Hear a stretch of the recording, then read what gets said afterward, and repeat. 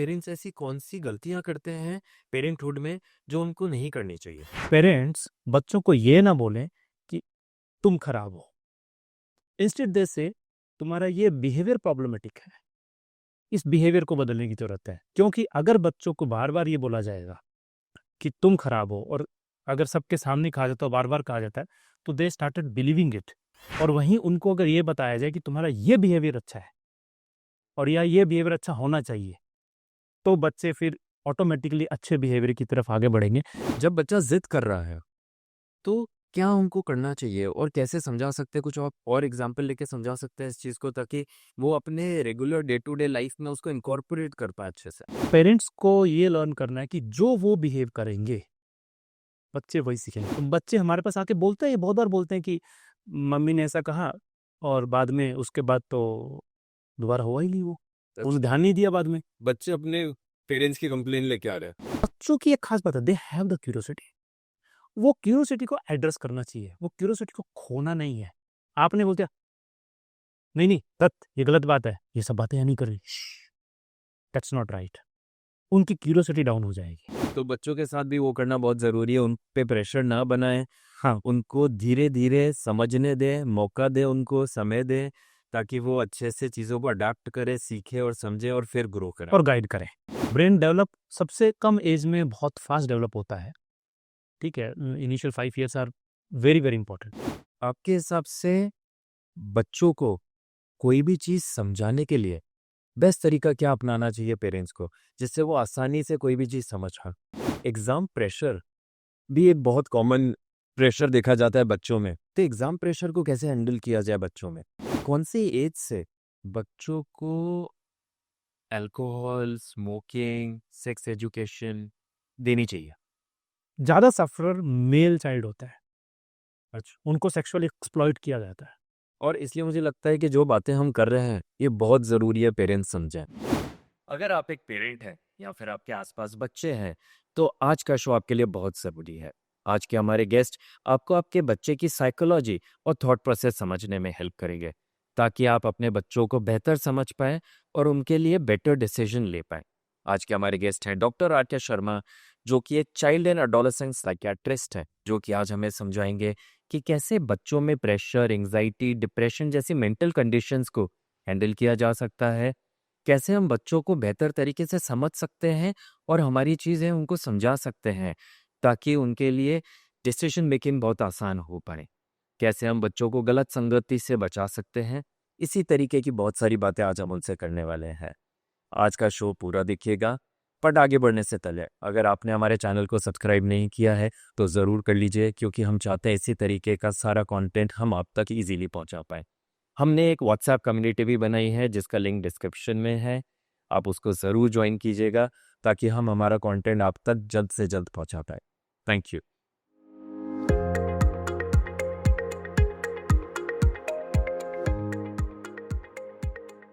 स्वागत है डॉक्टर आपका द पेरेंटिंग शो पे।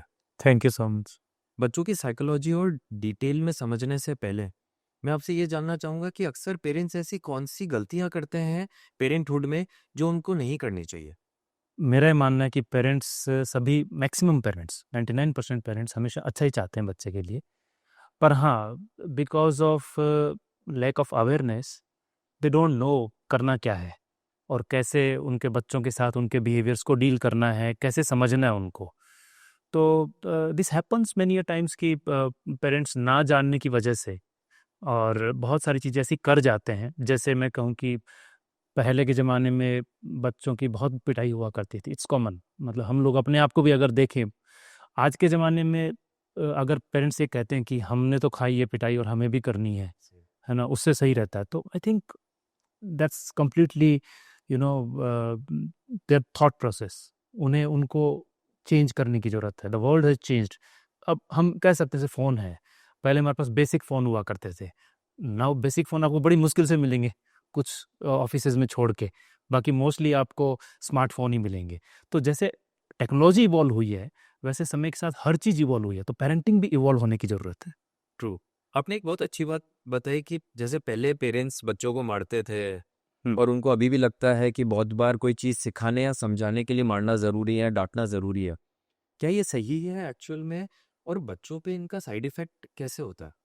शायद पेरेंट्स क्या करना चाह रहे हैं, वो पनिशमेंट देना चाह रहे हैं किसी पर्टिकुलर बिहेवियर के लिए, जो बिहेवियर उनको लगता गलत है। आई वुड से कि बच्चों को सिखाने की ज़रूरत तो है। बच्चे सीखेंगे कहाँ से? सही। डेफिनेटली हमसे ही सीखेंगे, पेरेंट्स से ही सीखेंगे, सोसाइटी से सीखेंगे। तो बच्चों को सिखाना कैसे है? उनमें कैसे कैसे आपको पॉजिटिव बिहेवियर्स को बेटर करना है, और जो कुछ नेगेटिव बिहेवियर्स आपको लग रहे हैं वो नहीं आए। तो बहुत सारे वेज हम चूज़ कर सकते हैं, जैसे कि रीइंफोर्समेंट टेक्निक्स। एक बेटर तरीके से एक्सप्लेन करें आप उनको कि क्या क्या प्रॉब्लम्स उनको आ रही है। फॉर एग्जांपल कि अगर बच्चा कोई बिहेवियर कर रहा है जो कि पेरेंट्स नहीं पसंद कर रहे हैं, तो पेरेंट्स को भी उसको बोलना चाहिए अच्छे से कि उनको ये चीज़ नहीं पसंद आ रही है और ये बिहेवियर उनके लिए ठीक नहीं है आगे आने के लिए। तो आई वुड से कि पेरेंट्स बच्चों को ये ना बोलें कि तुम खराब हो। इंस्टेड दे से तुम्हारा ये बिहेवियर प्रॉब्लमेटिक है, इस बिहेवियर को बदलने की जरूरत है। क्योंकि अगर बच्चों को बार बार ये बोला जाएगा कि तुम खराब हो, और अगर सबके सामने कहा जाता है, बार बार कहा जाता है, तो they started believing it and they started reflecting themselves, हाँ मैं खराब हूँ। और शायद वो कई बार यही लेके चलते हैं, और कई बार वो आगे जाके उनके अपने गिल्ट का कारण भी बन जाता है, जो हम क्लिनिक्स में देखते हैं, जो हमें अपनी चाइल्डहुड का एक्सपीरियंस बताते हैं। तो उनके बिहेवियर को अगर आप कहेंगे कि आपका ये बिहेवियर मॉडिफाई करने की ज़रूरत है, तो बच्चे भी समझते हैं कि ये मेरा बिहेवियर ठीक नहीं है। और वहीं उनको अगर ये बताया जाए कि तुम्हारा ये बिहेवियर अच्छा है और या ये बिहेवियर अच्छा होना चाहिए, तो बच्चे फिर ऑटोमेटिकली अच्छे बिहेवियर की तरफ आगे बढ़ेंगे। क्योंकि ह्यूमन टेंडेंसी है, हमें हमेशा लगता है कि हम सामने वाले को अपील करें। तो एक बच्चे को भी पेरेंट्स को अपील करना अच्छा लगता है कि पेरेंट्स उनको ध्यान दें, उनको केयर करें और उनको लाइक करें। ट्रू। तो वो ऑटोमेटिकली अच्छे बिहेवियर की तरफ जाएंगे, अगर हम उनको प्रॉपर तरीके से समझा कर और बातचीत के जरिए बात करेंगे तो। तो क्या ये कहना सही है कि बच्चों जो गलत करते हैं वो तो उनको बताइए ही, लेकिन तो अच्छा करते हैं वो जरूर बताइए, ताकि उनको पता पड़े कि क्या करना सही है। और मैं ये कहूँगा कि पहले अच्छे को बताएं। पहले अच्छों को बताए। हाँ। अगर आपने पहले ही खराब को बता दिया, तो शायद बच्चे के माइंड में पहले वो चलने लग जाएगा, तो शायद अच्छे को उतना फोकस नहीं कर पाएगा। सी ह्यूमन माइंड का आप एक चीज़ देखिए, आप खुद सोचिए अपनी लाइफ में, या हम भी सोचते हैं, अगर मैं भी सोचता हूँ, तो बहुत सारी लाइफ में पॉजिटिव चीज़ें होती हैं, बट नेगेटिव चीज़ें हमें रिकॉल रहती है लंबे टाइम तक, बिकॉज वो पेनफुल होती है, और पेन लंबे टाइम तक याद रहता है। अच्छी चीज़ें हम उतना याद नहीं रख पाते हैं। तो हम अगर बार बार बोलेंगे, तो ये कहेंगे हमारी ज़िंदगी में खराब चीज़ों को हम ज़्यादा याद करेंगे। तो इसीलिए हमें उनको अच्छी चीज़ों को ज़्यादा बोलना है और ज़्यादा रिफ्लेक्ट करना है कि you are doing this good, और उसको रिवॉर्ड करना है। तो ऑटोमेटिकली वो उसकी तरफ काम करने लग जाएंगे। जैसे मैं कहूँ कि रिवॉर्ड, हम लोग अगर काम कर रहे हैं कहीं पर, किसी इंडस्ट्री में काम कर रहे हैं, और हमें रिवॉर्ड मिल रहा है, मॉनेटरी रिवॉर्ड या किसी और तरह का रिवॉर्ड, जो आजकल काफ़ी कंपनीज यूज़ करती हैं उनका वर्क कल्चर को बेटर करने के लिए, तो वही रिवॉर्ड सिस्टम उनको, पेरेंट्स को, बच्चों के साथ करना है। True true. इसको थोड़ा और सिंपल भाषा में अगर और एक्शन ड्रिवन अगर समझाया जाए हमारी ऑडियंस के लिए और पेरेंट्स के लिए, तो जब बच्चा जिद कर रहा है तो क्या उनको करना चाहिए और कैसे समझा सकते हैं? कुछ और एग्जाम्पल लेके समझा सकते हैं इस चीज़ को, ताकि वो अपने regular day to day life में उसको इनकॉर्पोरेट कर पाए अच्छे से। देखिए, सबसे पहले तो व्हाट हैपन्स, फॉर एग्जांपल मैं आपको बोलता हूँ कि बच्चा, एक छोटा बच्चा है और वो 4 ईयर 5 ईयर का, ठीक है, 6 ईयर का, एक्स वाई जी, और जैसे ही पेरेंट के साथ वो जाने लगे, कहीं बाहर मार्केट में गए, और वहाँ बच्चे ने सडनली उसको कुछ टॉयज या कुछ अट्रैक्टिव चीज़ दिखाई पड़ी, और उसने टेंट्रम थ्रो कर दिया, I want this right now. और वो बिल्कुल पेरेंट्स के लिए बहुत अनकंट्रोलेबल हो गया, और वहाँ पर सबके सामने उनके लिए भी शेमफुल हो गया कि कैसे, अब दैट्स व्हाट, पेरेंट्स के लिए भी वो अचानक से हुई चीज़ उनके लिए मैनेज करना मुश्किल है। व्हाट दे कैन डू, सी जो आप बात कर रहे हैं, I think you also believe this कि वो जो बिहेवियर वो बार बार होता होगा, बिल्कुल। है ना, जो जिद आपने कहा तो बार बार होती होगी। जब हमें पता है कि ये बिहेवियर बार बार यहाँ होने वाला है, तो हम पहले से प्राइम करें उसके लिए कि आपके साथ हम बात करेंगे, और हम बताएंगे कि हम वहाँ जाएंगे, हम क्या क्या करेंगे, क्या क्या नहीं करेंगे, वेल एक्सप्लेन। एंड वहीं पे आप पहले से, जैसे मैंने अभी बताया, इंडस्ट्री के अंदर हम अगर एम्प्लॉयज़ के साथ अगर इस तरह से रिवॉर्ड मैकेनिज्म का टेक्निक यूज़ करते हैं, तो पहले से बात करते हैं कि आप अगर इतना प्रोडक्टिविटी देंगे तो आपको ये बोनस मिलेगा। Make sense? सेम टाइम पे नहीं करते हैं। तो बच्चों के साथ भी पहले से उसको रिवॉर्ड का मैकेनिज्म बताना उनको, ठीक है, और नेगेटिव इम्पैक्ट भी बताना, जिसमें एक नेगेटिव रिइंफोर्समेंट भी आता है। सो बच्चे अगर उसको बेटर कर पाएंगे और समझ पाएंगे, और वो अगर वाकई में एक बार फॉलो करते हैं उसको, तो उनको उसी बिहेवियर को प्रेज करना है वर्बली और रिवॉर्ड दे के, what ever reward they choose, ठीक है। और रिवॉर्ड की भी बहुत सारी डेफिनेशंस होती हैं कि कौन सा रिवॉर्ड चूज करना है, कैसे चूज करना है। तो बच्चा वो बिहेवियर को सीखने लग जाएगा, नेक्स्ट टाइम वो कम करेगा और कम करेगा, और पेरेंट्स फिर उसको वर्बली आप करते जाएंगे कि हाँ, you did very good job.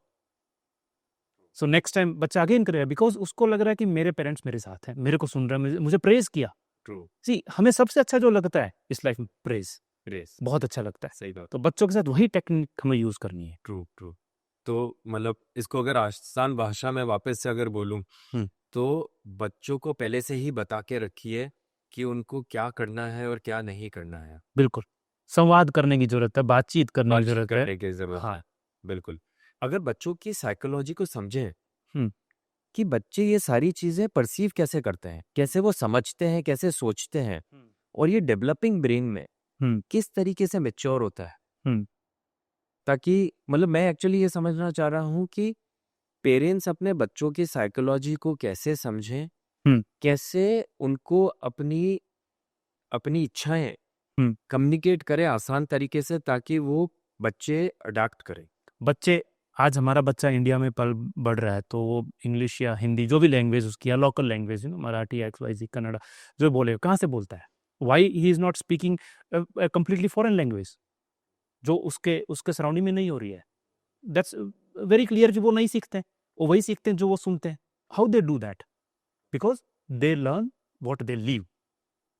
तो सिमिलरली, अगर बच्चों को आगे अच्छे बिहेवियर्स आप सिखाने की बात कर रहे हैं, तो पेरेंट्स को ये लर्न करना है कि जो वो बिहेव करेंगे बच्चे वही सीखेंगे। इफ फॉर एग्जाम्पल हम बात करें कि बच्चे कहीं, पेरेंट्स कहीं एंगर शो कर रहे हैं, या how they are talking to their elders और मे बी देयर कलीग्स, और वही चीज बच्चे भी पिक करेंगे, they will do the same thing. But if they will change, वो अपने आप में अगर बेटर करेंगे पेरेंट्स, तो बच्चे भी ऑटोमेटिकली लर्न करने लग जाएंगे। The best way is you change your self first, the kids will change. अच्छा, और ये बहुत जरूरी है। And I very think important. यही एक सबसे बड़ा मिस है जो आजकल के पेरेंट्स कर रहे हैं, कि वो बच्चों से तो एक्सपेक्ट करते हैं पर वो खुद नहीं बदलते। वो बच्चों से डिसिप्लिन चाहते हैं पर वो खुद डिसिप्लिन नहीं करते हैं। और शायद उसका बेस्ट एग्जांपल जो मुझे लगता है, आप मेरे को बताइएगा आप क्या सोचते हैं उस बारे में, कि जब पेरेंट्स अपने फोन पे रहते हैं तो बच्चे भी उनको देखा देखी फोन पे रहने लग जाते हैं। तो वो नहीं करना चाहिए पेरेंट्स को, है ना? The same example I wanted to give you, but good you have given this example. See, अब आप ये नहीं कह सकते कि स्मार्टफोन हो नहीं घर में, वी कैनॉट से कि लाइट हो नहीं घर में। See, we are in this era right now, but उसको कैसे यूज करना है, how to use properly, that you have to define. For example कि बच्चा अगर आपके पास कुछ बात करने आया है, या वो खेलना चाहता है, XYZ जो भी डिमांड के लिए आया है, आप फोन पे यूज कर रहे हैं। देखिए, ये बात तो आप भी मानिए कि मोस्ट ऑफ टाइम फोन का जो यूज है वो वर्क के लिए ना होके समथिंग लाइक एंटरटेनमेंट के लिए हो रहा है। जैसे सपोज सम वेब सीरीज देख रहे हैं, या फिर रील्स देख रहे हैं, या XYZ सोशल मीडिया पे जहाँ भी। सो पेरेंट्स को ये लर्न करना है कि वो पहले समझें कि उनका नीड है कि नहीं वो जो स्मार्टफोन यूज कर रहे हैं। अगर बच्चा आ रहा है तो उनको, बच्चे को या तो पहले टेंशन देना है, okay you tell I am keeping this on side if it is not important, और एल्स दे से बच्चा को कि okay give me some time, this much time, I'll get back to you. They should follow then. They are not like, okay, they said, they did not follow. तो बच्चे हमारे पास आके बोलते हैं, ये बहुत बार बोलते हैं कि मम्मी ने ऐसा कहा, और बाद में उसके बाद तो दोबारा हुआ ही नहीं वो, उन्होंने ध्यान नहीं दिया बाद में। बच्चे अपने पेरेंट्स की कंप्लेन लेके आ रहे हैं। जब हम उनसे सेपरेटली बात करते हैं, सी सामने तो बच्चे बहुत बार नहीं बोल पाते, हमें ये पता है कि वो एक हायरार्की रहेगी। See, we are adults, we are powerful, बच्चा भी जानता है ये पावरफुल है, ट्रू, है ना? बट वहां जब उनसे हम सेपरेटली बात करते तो वो बोलते हैं कि प्रॉब्लम्स क्या आ रही हैं। तो जो आपने जो एग्जांपल दिया, that example is very very common, जो बच्चे बहुत क्लियरली बोलते हैं। और वही बच्चा जब एडल्ट हो जाएगा देन बच्चा बिकम पावरफुल, बच्चा बिकम पावरफुल, तो वो भी वही चीजें करेंगे। फिर वो अपनी चॉइस करें, फिर उन पे पेरेंट्स का जोर नहीं चलता है। देन व्हाट हैपन, हमारे पास पेरेंट्स एक एज तक बच्चों को लेके आते हैं, उसके बाद बच्चा अगर मान लो 16, 18, 19 और उससे बड़ा हो गया, बच्चा आएगा तो आएगा, नहीं आएगा तो नहीं आएगा, उसकी चॉइस है, क्योंकि वो फोर्सफुली नहीं ला सकते, पावरफुल हो गए। सही बात। तो यस, इसीलिए फाउंडेशनल ईयर से ही आपको ये डेवलप करना जरूरी है। और आई थिंक मैं कहूँगा कि पेरेंटिंग लर्न करने की जरूरत है आज के टाइम में, before they become parent. True. क्योंकि अब पेरेंटिंग वो नहीं रही जो पुराने जमाने की थी। आप ये नहीं कह सकते हमारे जमाने में तो हम खत लिखा करते थे, सही। टेलीग्राम बंद हो गया इंडिया से, सो हम अब उसको कंपेयर नहीं कर सकते ना, वी हैव द स्मार्टफोन। सो हम कंपैरिजन किसी चीज का नहीं कर सकते, दैट इज इवोल्यूशन। बिल्कुल सो इवोल्यूशन की थ्योरी को सबको समझना है। बिल्कुल बिल्कुल। आपकी एक बात मेरे को बहुत इंटरेस्टिंग लगी कि बच्चे बहुत चीज़ें एक्सप्रेस करते हैं जब हम अकेले उनसे बात करते हैं, कि पेरेंट्स अगर उनको कोई तकलीफ हो रही है या कोई कंप्लेन है या फिर कोई बात है जो पेरेंट्स के बारे में जो उनके सामने नहीं बोल पा रहे हो, तो ऐसी और कौन सी बातें हैं बच्चे जो पेरेंट्स के बारे में एक्सप्रेस करते हैं ताकि वो पेरेंट्स सीखें और ना करें या फिर अच्छे से करें अपने बच्चों के लिए। सी one question is that why they tell us very nicely, but probably parents say they never told us this thing, why they are telling you. True. So see, I don't think they haven't told to parents, कभी ना कभी बोला होगा उन्होंने, ठीक है, पर मैंने कहा ना, parents they are so busy and so much occupied, distraction is the biggest problem nowadays. So हम बहुत सारी चीज़ें एक साथ कर रहे हैं, और स्मार्टफोन हो गया, उसके अलावा लॉट ऑफ वर्क्स, फैमिलीज भी न्यूक्लियर हो गई हैं, है ना, बहुत parents are working and so many challenges are there. So हमारे पास वर्क बढ़ गया है तो डिस्ट्रैक्शन है, तो बच्चा ने अगर बोला होगा पेरेंट्स को तो पेरेंट्स ने इग्नोर कर दिया होगा, तो बच्चे बाद में नहीं बोलते हैं कई बार। क्लिनिशियंस के एंगल में मैंने देखा है कि जो क्लिनिशियन अच्छे लिसनर होते हैं मेरी फील्ड में, उनके पास बच्चे ज़्यादा ओपन हो पाते हैं। दे टेल कि हाँ ये मेरे को सुन रहा है, ये समझ रहा है मेरे को, दे कनेक्ट। सो इट्स बहुत फेथ वाली डोर है। जो आपने सवाल किया कि और कौन कौन सी बातें होती हैं, अक्सर जो एक बहुत ही इंपॉर्टेंट बात जो बच्चे बोलते हैं, यूँ तो बहुत सी बातें होती हैं, पर जो मैं आपको एक फोकस करके बात बता रहा हूँ, वो कहते हैं कि पेरेंट्स बहुत झगड़ते हैं आपस में। So that's another big chapter, relationship issues.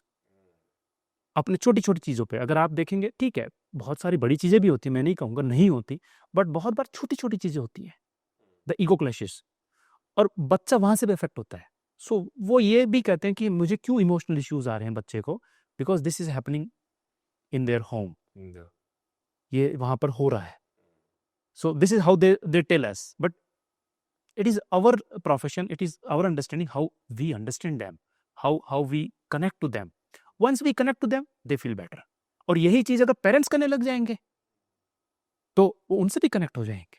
True. So that's the, I can say कि जो पेरेंटिंग का जो मेन बेस है वो यही है। तो क्या ये कहना सही है कि बच्चों से कनेक्ट करने के लिए पेरेंट को एक गुड लिसनर होना जरूरी है? Very important, very very important. और see, it's an art, everything is an art. हमारा माइंड लर्न करता है। आप कुछ भी बोल लीजिए, चाहे इवन दो ड्राइविंग, स्विमिंग और whatever we do in our day to day basis life, तो इट वॉन्ट कम लाइक अभी हम बात करें तो हमको सुन के ही लोग सडनली उनमें डेवलप हो जाएगी। It has to be learned, क्योंकि अगर हम जब एक ह्यूमन बीइंग के अब माइंड पे जाएंगे तो there are so many things, there emotional mind, there rational mind, so many things are there. तो अब उनका इमोशनल माइंड उनको अलाउ कर रहा है कि नहीं कर रहा पेरेंट्स को सुनने के लिए, तो उनको पहले अपने इमोशनल चैप्टर पे पेरेंट्स को सेल्फ लर्निंग करना पड़ेगा कि मेरा ये प्रॉब्लम्स है, और अगर उनसे नहीं हो रहा तो उनको पहले प्रोफेशनल हेल्प सीख करनी पड़ेगी। मैं ये कह सकता हूँ आपको, जब पेरेंट्स मेरे पास लेके आते हैं बच्चे, मैक्सिमम केसेस में मैं देखता हूँ कि एक्चुअल में थेरेपी पेरेंट्स को चाहिए होती है। अच्छा। But yes, they are adults and the biggest stigma, I don't require any treatment, they deny it very easily. That's the reason बच्चा हमारे पास बाय डिफॉल्ट आ जाता है।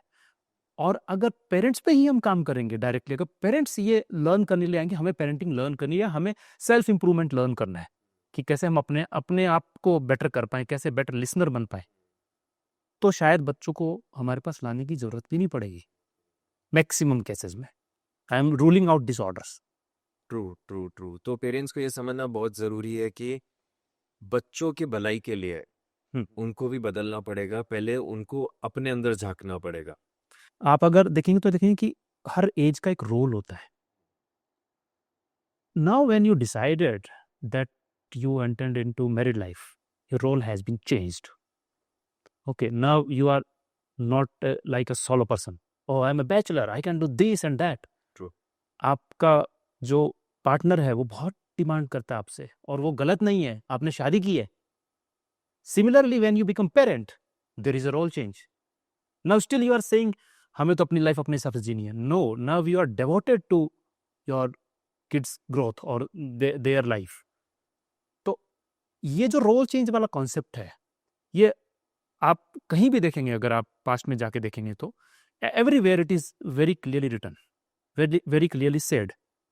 तो हमें समय के साथ अपने को बदलना बहुत जरूरी है कि अब हम पेरेंट्स बन गए हैं तो हमें पेरेंट्स का रोल लेना है. हमें बहुत चीजें हमें छोड़नी पड़ेंगी लाइफ में. Similarly, when we are getting old, we are getting retired, so many things are there. So this role change is very important, which people have to love. True, absolutely. But अगर बच्चों से connect करने की बात करें, तो एक चीज़ जैसे बताइए कि गुड लिसनर होना बहुत ज़रूरी है. गुड लिसनर होने के साथ-साथ पेरेंट्स को और क्या करना चाहिए ताकि वो बच्चों से और अच्छे से कनेक्ट कर पाएँ? See, quality time, that's very important. अभी लोग जो कहते हैं वो कहते हैं कि हमारे पास समय नहीं है. आई एग्री कि चैलेंजेस बढ़ गए हैं. आई एग्री कि न्यूक्लियर फैमिलीज हैं, और अभी तो हमारी जो एज है उस एज में ये है कि बच्चों की रिस्पॉन्सिबिलिटी भी हमारी है, पेरेंट्स की रिस्पॉन्सिबिलिटी भी हमारी है, वर्क की रिस्पॉन्सिबिलिटी भी हमारी है. I totally agree with that, not saying. Still whatever time you are spending with your family including kids, वो क्वालिटी टाइम होना चाहिए. तो क्वालिटी टाइम जो है वो अपने आप में एक बहुत इंपॉर्टेंट फैक्टर है.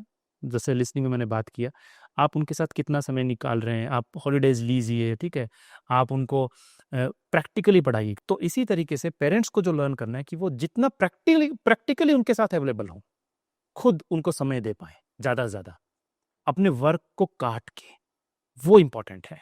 That is the one other thing which parents has to learn. So समय निकालना अपने बच्चों के लिए बहुत ज़रूरी है, हर एक पेरेंट को, ताकि वो एक बेहतर इंसान बनने में पेरेंट्स उनकी मदद कर पाएँ. देखिए, अल्टीमेटली हम किस लिए भाग रहे हैं? 2 चीज़ें हैं. एक तो है money, which is very important. क्यों? क्योंकि see this is the fact, महँगाई बढ़ रही है ना? दूसरा ये है कि वर्क डिमांडिंग है और मनी इंपॉर्टेंट है. So monetary stress is the biggest stress in this world. Second is कि the ego clashes. I can say that women empowerment happened, and I would say that's one of the beautiful thing which happened. But there are certain drawbacks of that also. I am not saying कि वो नहीं होना चाहिए, वो बिल्कुल होना चाहिए. Women empowerment बहुत जरूरी है एक डेवलप कंट्री के लिए. सो हमारा जितना, जो हमारे प्रधानमंत्री भी कहते हैं, जितना विमेन एम्पावरमेंट होगा उतना कंट्री ग्रो होगा.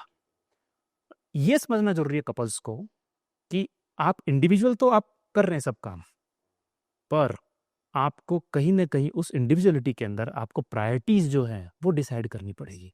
तो जो सेकंड फैक्टर जो है मनी के अलावा, वो ईगो क्लैशेस, वो पेरेंट्स को दोनों चीज़ों को डिफाइन करना है. कितना मनी रिक्वायर्ड है, कितना मेरी इंडिविजुअलिटी रिक्वायर्ड है, और कहाँ मुझे फैमिली को समय देना है. सही बात. अगर अर्ली एज बच्चों की बात करें तो आजकल एक बहुत ही कॉमन इशू देखा जाता है कि बच्चे लेट बोलना शुरू करते हैं.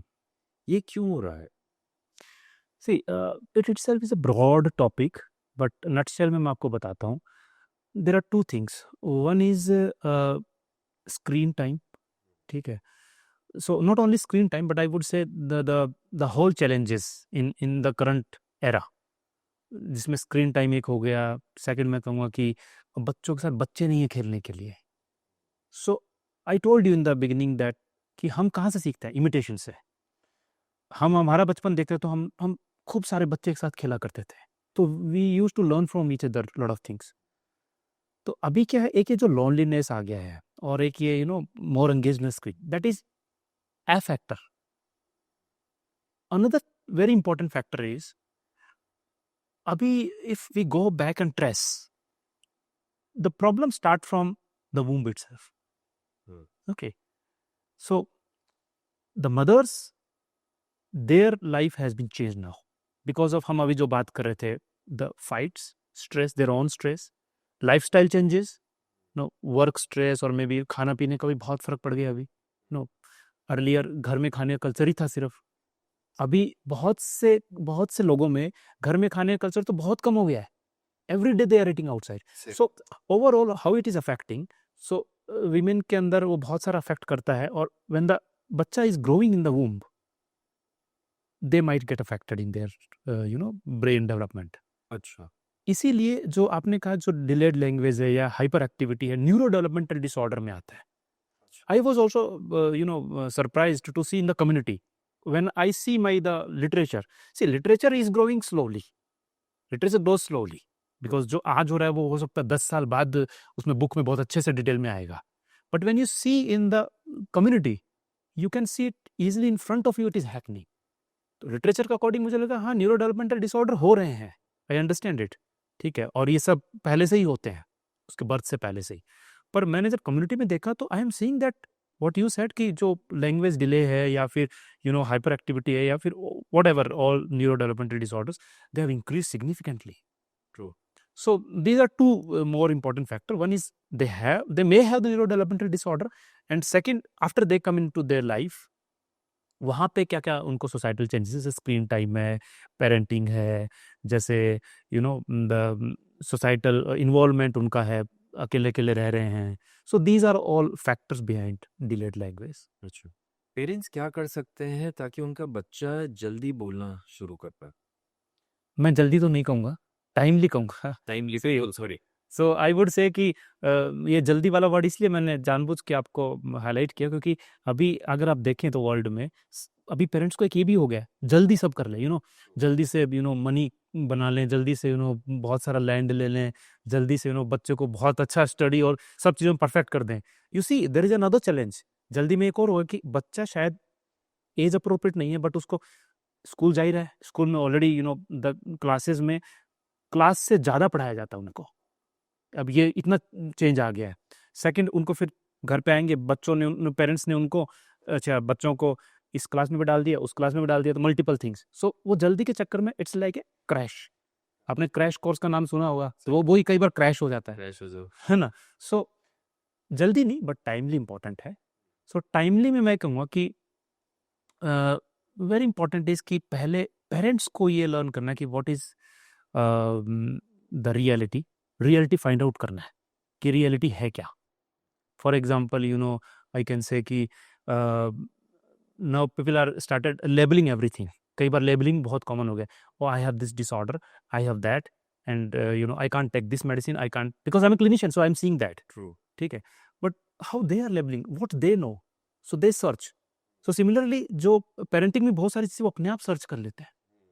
सो आई वुड से कि जो नेचुरल फ्लो उसमें जाने देना चाहिए, उनको अपने रोल चेंज को एक्सेप्ट करना चाहिए, उनको समय देना चाहिए बच्चों के साथ, उनको सिखाना उनके साथ रह के, रेदर देन उनको हर चीज़ के लिए कोचिंग की ज़रूरत है. कोचिंग घर में होनी चाहिए. मैं कह रहा हूँ कि अगर आजकल हम ज़्यादातर पेरेंट्स हम एजुकेटेड हैं जी, तो हम अपने बच्चों को आराम से 5, 6, 7 प्राइमरी सेकेंडरी स्कूल तक पढ़ा सकते हैं. सही बात. तो दूसरे कोचिंग क्लासेस मुकाबले अगर हम पढ़ाएंगे उनको, हम समय देंगे, हम बातचीत करेंगे उनसे, जितना मैनुअली हम रहेंगे उतना वो बेटर रहेगा. तो उनको इन्वॉल्व होना चाहिए अगर उनको टाइमली ग्रो करना है तो. टाइमली ग्रो करो. सही बात है. तो क्या यही चीज़ पेरेंट्स को यहाँ कुछ और करना चाहिए ताकि वो टाइम से बोलना शुरू करे? देखिए, जो न्यूरो डेवलपमेंटल डिसऑर्डर है वो अगर है तो they should consult professional timely. ये कैसे पेरेंट्स को पता पड़ेगा कि जैसे 3 साल हो गए, 4 साल हो गए, बच्चा अगर लैंग्वेज बहुत डिले है तो इससे रेड फ्लैग साइन. 3-4 साल में? हाँ, बिकॉज 3 साल तक ऊपर हो गया है. 3 साल तो मैं आपको एकदम से क्वाइट कंफर्मेटिवली बता रहा हूँ कि 3 साल हो गया. तो अगर 2-2.5 साल में दिखने लग गए कि जितनी लैंग्वेज अप्रोप्रिएट नहीं है तो भी उनको प्रोफेशनल अप्रोच करनी चाहिए. पर 3 साल तो एक लैंडमार्क आ जाता है. ठीक है, और professional means then again mental health professionals mostly involving other specialities, neurology और neuropaediatrician and all that, but predominantly behavioural जहाँ पे आएगा मेंटल हेल्थ आएगा, और उसमें बाकी और भी जो भी speech therapist and everything will be involve. So it's a broad chapter. Second is screen time should be ideally zero. I'm using the word ideally zero. Means ideal is not possible practically, but at least जितना हो, है ना. जैसे mobile phone मुझे नहीं लगता बच्चों को देने की जरूरत है. उनको टीवी भी आपने एक्सपोज किया तो it should be minimal, once in a week. But daily हम कह रहे हैं कि 1 घंटा 2 घंटा दे रहे हैं. I don't think that is appropriate. That is appropriate. कौन से एज से बच्चों को स्क्रीन टाइम पे एक्सपोज करना चाहिए? See, question comes why it is important. That's an important question. If I'm asking you a question, why it is important? Why to expose to screen? True, सही बात है. तो अब मैं अगर वही खुद पे अगर ले रहा हूँ तो लग रहा है कि जरूरी नहीं है. जब बच्चों के लिए खुद के लिए जरूरी नहीं है See, तब तक उनको फोन नहीं देना चाहिए. अगर हम बात करें ऑनलाइन क्लासेस, मुझे लगता है कि ऑनलाइन क्लासेस भी is not a good alternative. ठीक है, ठीक है, वो एक पैटर्न कोविड में डेवलप हो गया. सेकेंड थिंग इज ऑनलाइन में भी it's a responsibility of parents. They should check online content and give to the kids instead of they are giving the phone to the kids. तो हमें ideally, again I am using the word ideally, बच्चे को तब तक phone या screen ना दो जब तक जरूरत नहीं है उसको. हाँ, अगर अपने को लगता है कुछ कंटेंट या कुछ चीजें, जनरली हम मानते हैं कि स्कूल एज के बाद ही जरूरत होती है. जी कॉलेज में जाता है तब, उसके पहले जरूरत नहीं होती है. जी. और अगर दे भी रहे हैं किसी वजह तो it should B supervised. Should be supervised. Yeah. Got it, got it. आपने इन्हीं बातों में एक चीज और बताई कि बच्चों पे प्रेशर बहुत बढ़ते जा रहा है कि एज अ पेरेंट हम उनसे बहुत एक्सपेक्टेशंस रखते हैं डे लाइफ में कि हर चीज़ उनको जल्दी करवाने में लगे होते हैं. बच्चे सुबह स्कूल जाते हैं, शाम में ट्यूशन जाते हैं, बीच में एक्स्ट्रा करिकुलर एक्टिविटीज़ भी होती है. उनका पूरा दिन हम इस तरीके से पैक कर देते हैं कि वो बहुत ही बर्डन और प्रेशराइज्ड फील करते होंगे. क्या ये सही है? That's actually not good for health. Not only for kids but for us also. See, अगर आप आइडियली आप देखेंगे, जो अगेन हमारी बुक्स में भी दिया है, मेडिकल में भी, सब जगह आपके लिए हर चीज़ का एक डिफाइंड टाइम होता है. जैसे सोने का भी इतना घंटा होना चाहिए, है ना. आपका खाने पीने का भी इतना टाइम होना चाहिए, आपके रेस्ट का भी इतना टाइम होना चाहिए, लीजर एक्टिविटीज़ का भी इतना टाइम होना चाहिए. तो मुझे लगता है बच्चों में तो वो और ज़्यादा जरूरी है. They should have the free time. और ऐसा कुछ नहीं है कि मतलब उनको पहले से एक्सपोज किया तो सीखेंगे. बहुत से ऐसे एग्जाम्पल आप देख सकते हैं लाइफ में जिन्होंने बाद में सीखा लाइफ में. और जो जो सीखता है, मोस्टली मान के चलिए, वो उसके इंटरनल, खुद के इंटरनल ड्राइव्स होते हैं. अगर आप बहुत सारे स्पोर्ट्स में भी देखेंगे या किसी और फील्ड में भी देखें, नेशनल प्लेयर्स हैं या फिर जो भी हैं, वो उनके इंटरनल ड्राइव्स है जो उनको आगे लेके गए हैं. आप फोर्स करके किसी को कोई चीज़ नहीं सिखा सकते हो, आपको आइडेंटिफाई करना पड़ता है. आई वुड से कि अगर एक बच्चा है और एक बच्चे का इंटरेस्ट मान लीजिए कि पर्टिकुलर एक स्विमिंग में है फॉर एग्जांपल, और बाकी चीज़ों में इतना इंटरेस्ट नहीं है, तो there is no need to put into all these activities. Fine, एक तो जाएगा ना. अभी ऐसा कभी आप देखते हैं वो स्विमर भी है और वो ये आर्करी का भी काम कर रहा है एंड एक नॉवलिस्ट भी है. We can't see it. True. है ना. See, rare examples can happen but it's practical, it's very very very rare phenomena. तो पेरेंट्स को कैसे बता पड़े कि उनका बच्चा उस चीज़ में इंटरेस्टेड है? जैसे आपने कहा अगर वो स्विमिंग में इंटरेस्टेड है, तो अगर वो ये सारी चीज़ें एक्सप्लोर नहीं करवाएंगे अपने बच्चों को, तब तक उनको पता कैसे पड़ेगा कि बच्चे किस चीज़ में इंटरेस्ट? तब ग्रेजुअली करवाइए ना. आपने मान लो इस समर्स में आपने ये एक्सपोज करवा दिया, बच्चे को पसंद आ रहा, कर रहा, पिक कर रहा, गो हेड. नेक्स्ट समर्स में ये करवा दिया. जल्दी क्यों है? जल्दी क्यों? अभी बच्चे को बहुत बड़ी लाइफ है, हम जल्दी इसको क्यों भगा रहे हैं? तो आप समय दीजिए, आप ग्रेजुअली, बच्चा अपने आप समझने लग जाएगा उसका इंटरेस्ट कहाँ आ रहा है और आपको भी दिखने लग जाएगा. तो ये कहावत हर जगह अप्लाई होती है जो हमेशा से सुनते हैं हम कि slow and study wins the race. Yes yes. तो हर जगह अप्लाई होनी. हम पढ़ते भी थे कछुए की और खरगोश की कहानी बिल्कुल बिल्कुल. तो बच्चों के साथ भी वो करना बहुत जरूरी है. उन पे प्रेशर ना बनाए. हाँ. उनको धीरे धीरे समझने दे, मौका दे, उनको समय दे, ताकि वो अच्छे से चीज़ों को अडेप्ट करे, सीखे और समझे और फिर ग्रो करे और गाइड करें. और गाइड. जहाँ आपको गाइड करना है वो गाइड करें. तो सुपरविजन बहुत जरूरी है. यस. बच्चों को समय दे खुद से फिगर आउट करने का, ग्रो करने का, पर सुपरविजन कीजिए. और वो सुपरविजन पेरेंट्स के अलावा कोई नहीं कर पाएगा. सी, पेरेंट्स का कोई रिप्लेसमेंट नहीं है इस दुनिया के अंदर. ट्रू. माता पिता, मैं कह सकता हूँ कि भगवान का दूसरा रूप है उस बच्चे के लिए. ट्रू. तो जो पेरेंट्स करेंगे वो मैं कहूँगा कि शायद कोई नहीं कर पाएगा. शायद ग्रैंड पेरेंट्स, अंकल आंट भी उतना नहीं कर पाएंगे। मजबूरी की बात अलग है, किसी बच्चे में पेरेंट्स नहीं हैं तो इट्स फेट, और कहीं ना कहीं भगवान उनको भी रास्ता दिखाता है, उन बच्चों को भी, ठीक है। पर अगर हम पेरेंट्स हैं तो ये हमारी जिम्मेदारी है कि हम बच्चों की जिम्मेदारी लें। बाकी काम सब करने हैं हमें, बट हमें डिफाइन करना है कि कितना क्या काम करना है, किसकी कितनी प्रायोरिटी है। So I am a clinician, I can say कि मैं दिन भर भी क्लिनिशियन का काम कर सकता हूँ। It is up to me what I am choosing. It's up to me कि मुझे कितना क्लिनिशियन का काम करना है, because there is no limit. वो सीलिंग आपको लेके आनी है। True, true. और इसलिए मुझे लगता है कि जो बातें हम कर रहे हैं ये बहुत ज़रूरी है पेरेंट्स समझें, क्योंकि वो ही निडल है जो कि बच्चों की लाइफ को मूव करेगी। देखिए, अगर आप देखेंगे तो ये भी कहा गया है कि पहले शिक्षक जो होते हैं वो पेरेंट्स ही होते हैं, है ना। जो हम कहेंगे कि प्री स्कूलर्स में या जो बच्चे ग्रो रहे हैं, तो जो वो शुरुआत में जो शिक्षा देंगे, ब्रेन डेवलप सबसे कम एज में बहुत फास्ट डेवलप होता है, ठीक है। Initial 5 years are very very important. उसमें जो चीज़ आपको मिल गई बच्चे को वो बहुत अच्छी रहती है। जैसे मैं कहूँ कि अभी अगर आप शुरू के 5 साल में अगर स्क्रीन एक्सपोज हो गया, और अनफॉर्चुनेटली उसमें भी अगर आपको बहुत सारी चीज़ें जैसे मार धाड़ या फिर XYZ, जो भी बहुत सारे डेविएटेड नॉर्म्स हैं, वो अगर एक्सपोज हो गई तो बच्चे को लाइफ लॉन्ग इम्पैक्ट करती है। True, so that's also important कि शुरू के 5 साल आप कितना दे रहे हो, कैसे दे रहे हो, वो बच्चे के लिए बहुत इंपॉर्टेंट है। True, true, true. तो गवर्नमेंट तो कह रही है। सिंस हम प्रेशर की बात कर रहे थे, तो क्या बच्चों में एंजाइटी और डिप्रेशन जैसे मेंटल कंडीशंस भी एक्सपीरियंस किए जाते हैं?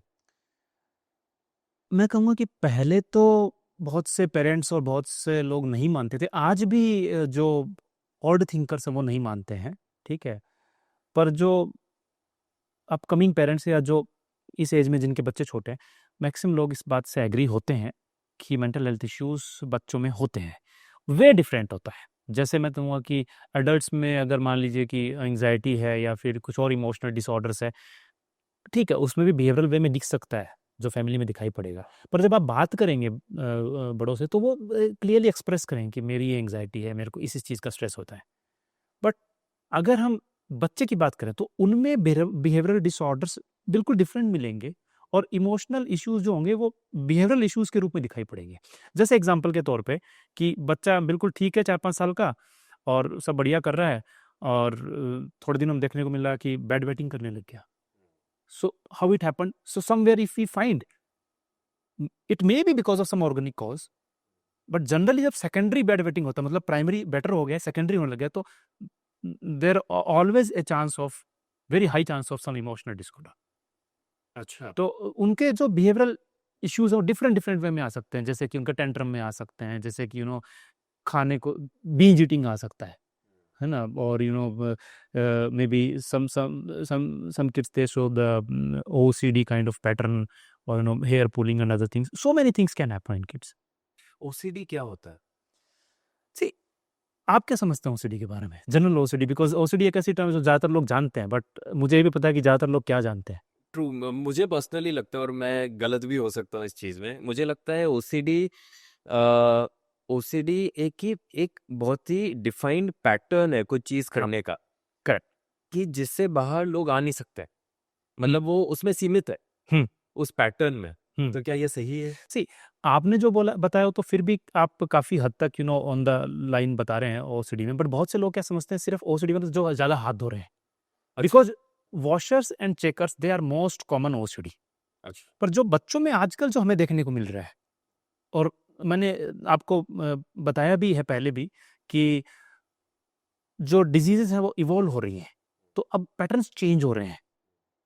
तो OCD के पैटर्न भी अब आजकल जो हमें बच्चों में देखने को मिलते हैं, वो मिलते हैं कि वो बहुत ही परफेक्शनिस्ट बिहेवियर शो कर रहे हैं, है ना। जैसे कि अपनी चीज़ें एक ही सलीके से रखेंगे, कदम देख देख के चलेंगे, कुछ चीज़ों को अवॉइड करने लग जाएंगे, क्योंकि उनके थॉट प्रोसेस में ये एक अगेन डाउट क्रिएट होने लग जाता है, ऑब्सेसिव डाउट, या फिर जो आपने कहा पैटर्न, एक पैटर्न बन जाता है, एक फियर, ऑब्सेसिव फियर हो जाता है। अगर मैं ऐसे नहीं चला, इधर से घूम के नहीं गया, तो मेरे साथ या मेरी फैमिली के साथ कुछ अनर्थ हो जाएगा। हाँ। सो OCD में बहुत सारा मेंटल फेनोमेना होते हैं। हाँ।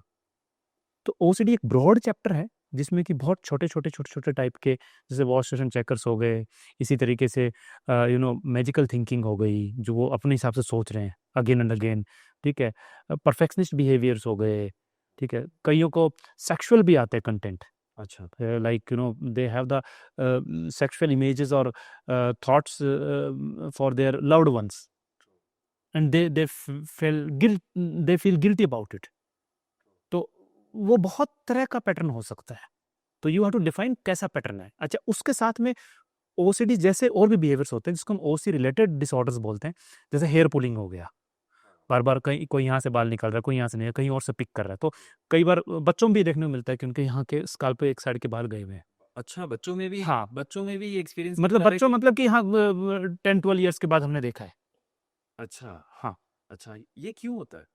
तो ओसीडी के अंदर ये भी हो सकता है कि जेनेटिक मेकअप हो उनके अंदर, उनका नेचर शुरू से ही ऐसा हो कि वो हाईली वल्नरेबल हो, इसके लिए कि उनको ओसीडी हो सकता है।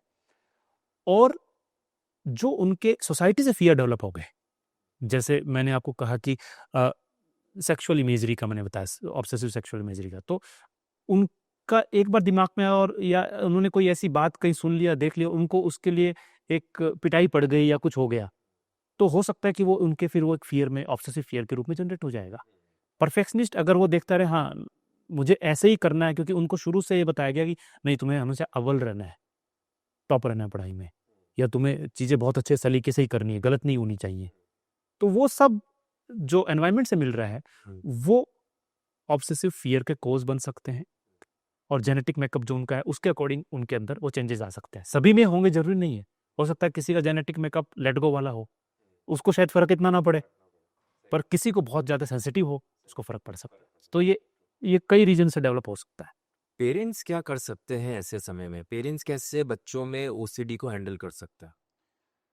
सी अब हम बात करें कि ओसीडी एक डिसऑर्डर लेवल पे है या it's just it's coming and going. Like for example I can say कि हमें कई बार खेलते कूदते पेन हो जाता है, इंजरी हो जाती है, माइल्ड इंजरी है, पेन है, आप कई दिनों बाद खेले हो, है ना, आप फुटबॉल खेले हो, तो हो सकता है पेन और रेस्ट लोगे ठीक हो जाएगा। अगर आपको मान लीजिए कोई इंजरी हो गई है, फ्रैक्चर हो गया, समथिंग एल्स टीयर हो गया, मसल टीयर हो गया है, या टेंडन और लिगामेंट इंजरी हुई, तो देन यू नीड ट्रीटमेंट। इसी तरीके से अगर, क्योंकि बच्चों में क्या है कि बहुत बार ऑब्सेसिव और ये जो कंपल्सिव सिम्टम्स हैं ये कई बार आते हैं, बिकॉज इसको हम कहते हैं इट्स समवेयर प्रोटेक्टिव मैकेनिज्म भी है। फॉर एग्जाम्पल कि मैंने बताया आपको कि फियर, सो अगर फियर होता है कि मेरे किसी को कुछ हो जाएगा, सिंपल मैं एक सिंपल ऑब्सेसिव फेनोमेना को डिस्कस करता हूँ कि I am going and checking my door, so I think it is genuine, I am going and checking कि मुझे फियर है कि मेरा रात में खुला रह गया, सेफ नहीं है। But if I am doing it once और ट्वाइस, ग्रेजुअली वो ठीक हो जाएगा, then yes they don't need to go to any professional. But उनको ये समझना है कि अगर वो अपने आप नहीं जा रहा है, it is growing, then they definitely need professional help. क्योंकि अगर वो ओसीडी है, डिसऑर्डर है, it's not just OC, obsessive compulsive symptoms नहीं है सिर्फ, it's not only pain but it's some injuries there inside, deep injuries there, then that definitely need fixing. तो वहाँ पे आपको प्रोफेशनल अप्रोच पर ही जाना बेटर है, क्योंकि मेंटल डिसऑर्डर्स में या कोई भी फिजिकल डिसऑर्डर्स में भी, like diabetes I can talk, जितना लंबा रहेगा उतना वर्स्ट आउटकम रहेंगे। Like for example diabetes, if it is not treated और glucose level it is going above 300 persistently again and again, it is reaching, high chances that patient को kidney का damage हो सकता है, अदर पीवीडी या फिर सम sexual dysfunction या फिर brain stroke, anything can happen, तो वो ऑर्गन डैमेज हो सकता है। सिमिलरली मेंटल डिसऑर्डर्स में भी अगर टाइमली ट्रीट नहीं हुआ, that can lead to various other problems and persistent of that disorder in life. Early the intervention, better the outcome. So छोटे बच्चों में उनको अगर कोई फियर है तो पहले उसको एड्रेस करना है कि why your fear is there.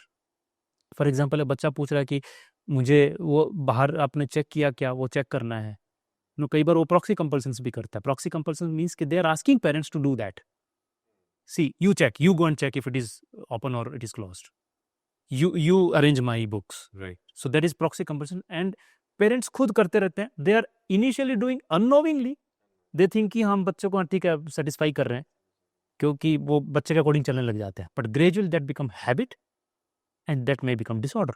सो उनको उनके फियर को डील करना है, they have to assure them, they have to tell more in a better way कि आपको ये फियर है और इस फियर में ऐसा हो सकता है, we are there with you, supportive way, there is no need to fear, we are there with you, explain why the fear and how can they be fearless.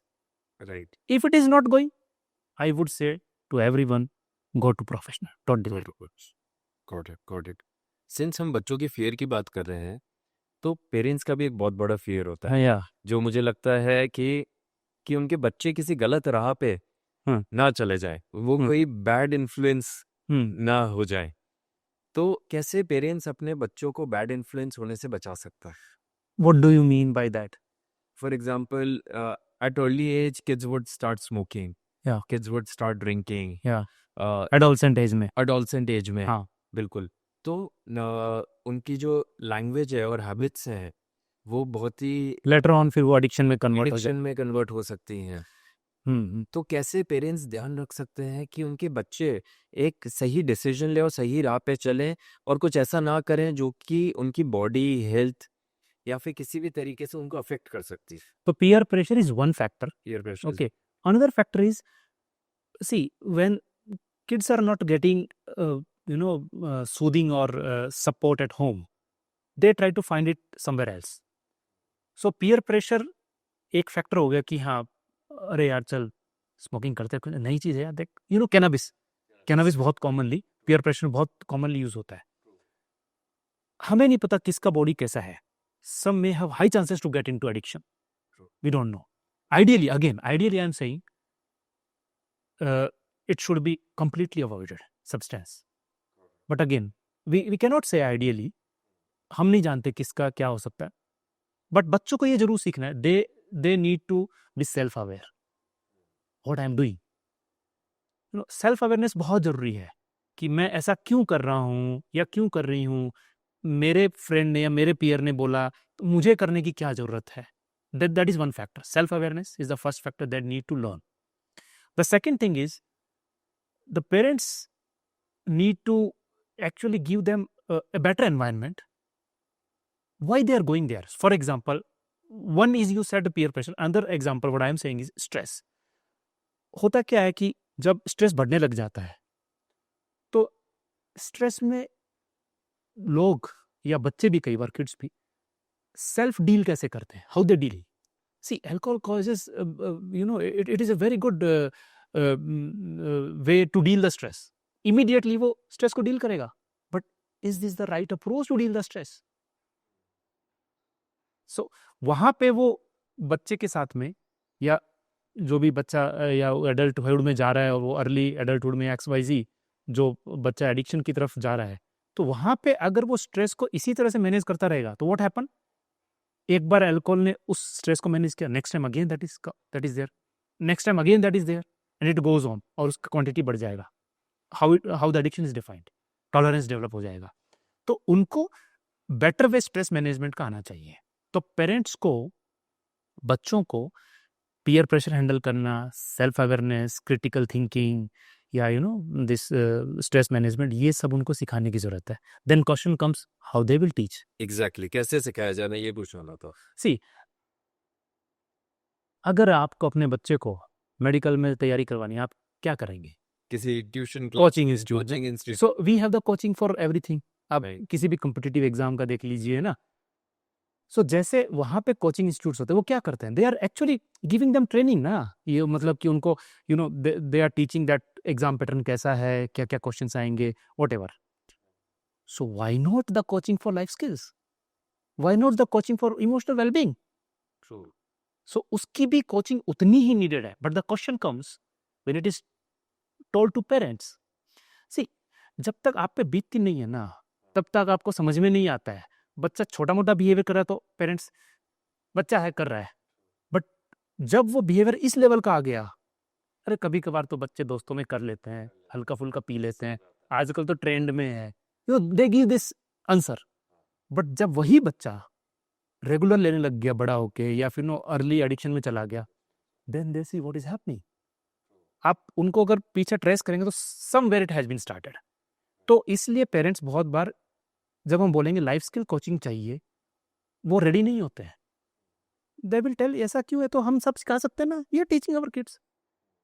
Then again the question comes, then why you are sending them to the coaching to the for entrance exams? Why not you can teach?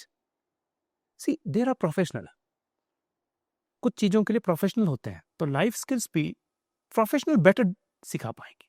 जैसे हम अभी life skills पे बच्चों को maximum मैं adolescents के साथ ज़्यादा काम करता हूँ, तो बच्चों को ज़्यादातर मैं लाइफ स्किल्स ही सिखाता हूँ। और हम लोग एक एनजीओ भी रन करते हैं जिसमें हम लोग स्कूल्स में भी प्रोग्राम करते हैं कि लाइफ स्किल ट्रेनिंग हम देते हैं स्कूल्स में। जाते हैं, मेरे साथ में मेरी टीम भी है, वो भी जाती है, तो वहाँ पे हम क्लासेस लेते हैं उनकी। तो जब उनकी रेगुलर क्लासेस हो सकती है साइंस और मैथ्स की, तो वीक में एक लाइफ स्किल क्लास क्यों नहीं हो सकती है? तो वहाँ पे हम इनवाइट कर रहे हैं, we are openly inviting, teacher should come, they join, they learn the life skills and then they can teach. So life skill is not something, I cannot learn the medical field in 1 or 2 sessions, but it's a process. Life skill को learn करने के लिए भी कुछ हफ्ते महीने चाहिएंगे। तो हम चाहते हैं कि ये ट्रेंड आए और हम भी टीचर्स को भी ट्रेन कर पाएं, जैसे टीचर्स पेरेंट्स को ट्रेन कर पाएं, तो it's like we can make a chain. True.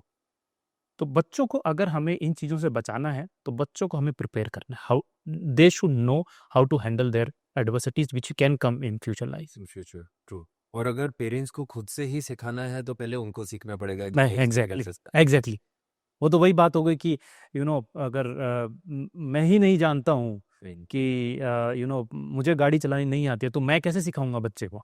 अगर बच्चा मेरा बड़ा हो रहा है 18 साल के बाद, तो उसको गाड़ी सिखाना चाहता हूँ, तो पहले मुझे आनी चाहिए, तो मुझे क्लासेस ज्वाइन करनी पड़ेगी ना। सही बात है। So, या स्विमिंग हो गई या एक्सरसाइज जो भी कोई, तो ये लर्निंग जो पार्ट होता है, ब्रेन जो लर्न करता है, उसको एक प्रोफेशनल लर्निंग बेटर रहती है। अगर पेरेंट्स को खुद आती है तो आई वुड से yes you teach, I am not saying you need professional help for that. जहां आपको लग रहा है कि यहाँ पे नीडेड है, तो यहाँ पे सिखाना बेटर है। बट स्कूल्स के लिए मैं कहूँगा, स्कूल मेंटल हेल्थ में सबसे इंपॉर्टेंट टॉपिक है लाइफ स्किल्स का। कौन कौन सी लाइफ स्किल्स बहुत ज़रूरी होती है बच्चों के लिए? The one of the biggest और one of the most important life skill which is needed is self awareness. हमें पता होना चाहिए कि मैं खाना खा रहा हूं तो खाना खा रहा हूं, one side I am watching the mobile, it won't work. अब हम जब हम अगर हम सुनते हैं तो ये भी सुनते हैं कि खाना शांत जगह पे अकेले में बिना बोले खाना चाहिए। Why it is important? हमारा डाइजेशन यहीं से स्टार्ट हो जाता है, मुंह से, डाइजेस्टिव एंजाइम्स। अगर मैं प्रॉपरली फोकस उस पर कर रहा हूँ फूड पे और उसको प्रॉपर च्यू कर रहा हूँ, तो पेट में अच्छे से जाएगा, अच्छे से पचेगा, अच्छा ग्रोथ देगा। एल्स मैं टीवी देख के या स्क्रीन देख के, जो बहुत से पेरेंट छोटे बच्चों भी कर रहे हैं, वो खिलाए जा रहे हैं, so they won't learn it, they won't know the taste of that food. तो पहला चीज है कि बच्चों को सेल्फ अवेयरनेस आनी चाहिए, what they are doing they should be aware of it. Learning बढ़ जाएगा बहुत ज्यादा। अगर आप सेल्फ अवेयर फोकस करके आप कोई भी काम करोगे, आपको बहुत जल्दी ग्रास्प होगा। Another is critical thinking. They should think of किसी पर्टिकुलर सिचुएशन में स्टक हो गए, तो how they can manage that. So they think of pros and cons and other things, and they learn to manage it. Creative thinking. They make their own way, their own path in the new upcoming challenges. Emotional regulations. So if they are finding their anger, irritability, they need to learn it, how to regulate it instead of just showing in behavior. They tell they are feeling this, and they express in words in a better way. So there are so many life skills. I told few important life skills. True, true. And जब आप ये बता रहे हैं तो मुझे खुद को लग रहा है कि अगर ये चीज़ें हमारे साथ एज ए किड हुई होती तो हमारी लाइफ कितनी आसान हो जाती नेविगेट करना। जो चीज़ें हमने शायद मुश्किलों से सीखी है, जो हार के गिर के सीखी है, वो चीज़ें शायद बचपन से ही इजीली सीख ली होती। तो मतलब इसलिए मेरा तो आइडिया पर्सनली ये है कि as a parent down the line I will ensure कि मैं ये सारी चीज़ें बच्चों को सही तरीके से दे पाऊँ। मुझे लगता है कि लाइफ स्किल सीखने का एक ऑल्टरनेटिव तरीका एक्स्ट्रा करिकुलर एक्टिविटीज़ भी है, कि जैसे टीम बॉन्डिंग के लिए या फिर सोशल इंटरेक्शन के लिए कोई गेम्स खेलना, टीम गेम्स खेलना, बाहर जाना, लेट्स से डांस करना, सिंगिंग करना, बास्केटबॉल खेलना, क्रिकेट खेलना। तो आपके हिसाब से आपको क्या लगता है बच्चों के लिए कौन से स्पोर्ट्स या कौन से एक्स्ट्रा करिकुलर एक्टिविटीज बहुत इंपॉर्टेंट है उनके हेल्दी मेंटल डेवलपमेंट के लिए?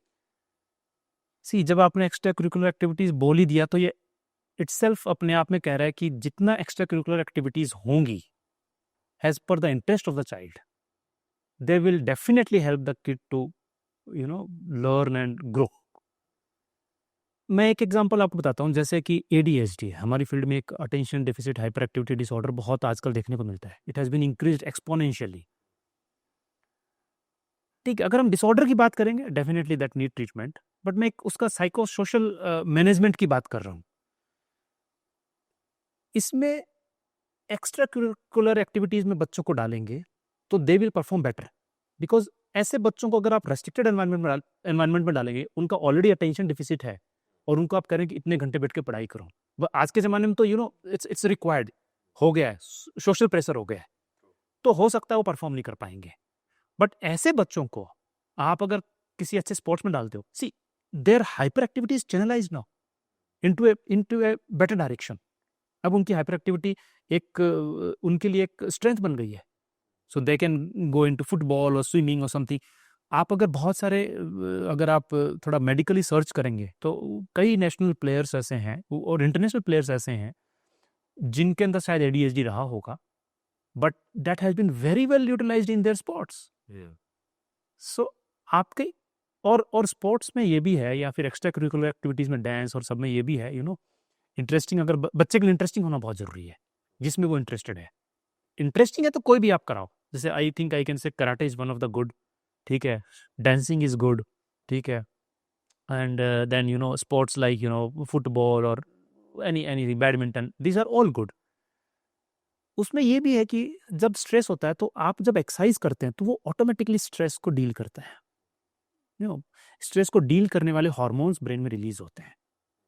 सो it can be anything as per interest of the child, but it is very important. It is very very important. तो पेरेंट्स को ये समझना और एक्सेप्ट करना बहुत ज़रूरी है कि बच्चों के मेंटल हेल्थ कंडीशंस के लिए, बेटर डेवलपमेंट के लिए एक्स्ट्रा करिकुलर एक्टिविटीज़ बहुत ज़रूरी है। डॉक्टर, इंजीनियर, IAS ऑफिसर, इन सब की रेस में नहीं दौड़ाना है।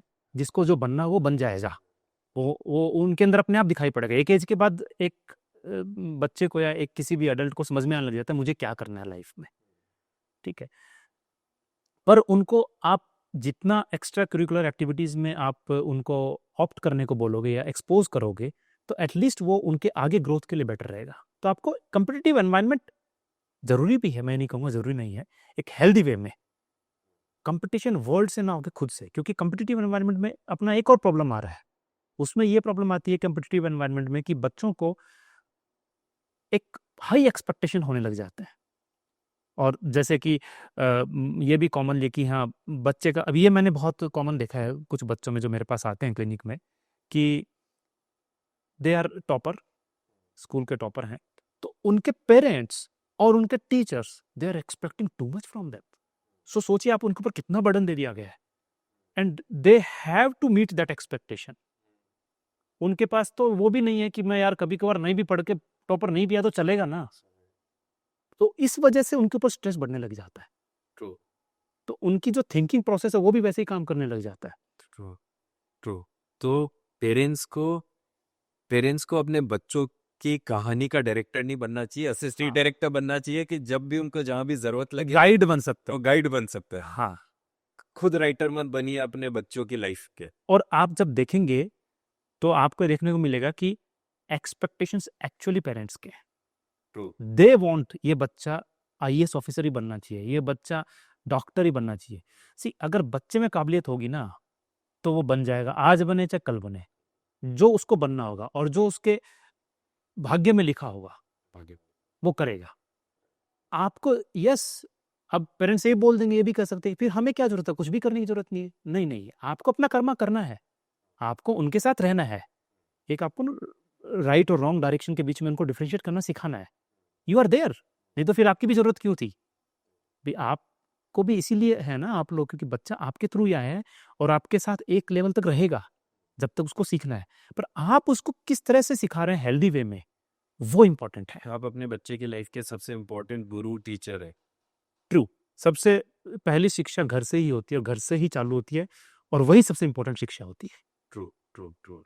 आपके हिसाब से बच्चों को कोई भी चीज समझाने के लिए बेस्ट तरीका क्या अपनाना चाहिए पेरेंट्स को, जिससे वो आसानी से कोई भी चीज समझ पाए? सबसे बढ़िया तरीका तो ये है कि if possible they do themselves. For example मैं बात करूँ स्क्रीन का, अगर आप स्क्रीन को स्मार्टली हैंडल करेंगे, आप क्वालिटी टाइम बच्चों के साथ देंगे, दे विल लर्न। मेरे पेरेंट्स कर रहे हैं। सो पहली चीज तो ये कि पेरेंट्स को खुद को वो बिहेवियर करना है, जो बिहेवियर जिसको वो अच्छा कह रहे हैं और जो चाह रहे हैं बच्चों से।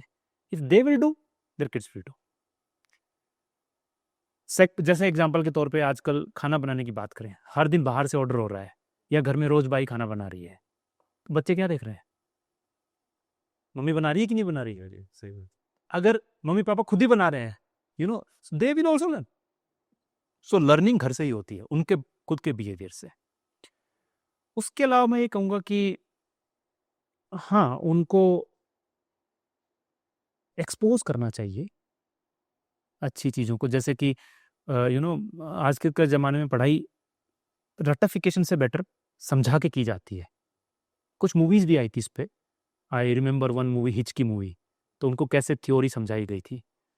ठीक है, मूवी की बात अलग है, पर रियल लाइफ में भी आप अगर उनको चीज़ें बताएंगे कि ये आपका पेड़ कैसे ग्रो होता है, इसकी रूट्स ये हैं, इसका स्टेम ये है, इससे आपके फल ऐसे लगते हैं, ये फूल हैं, फल हैं, दे विल लर्न मोर। तो प्रैक्टिकल एप्लीकेशन ज़्यादा ज़रूरी है।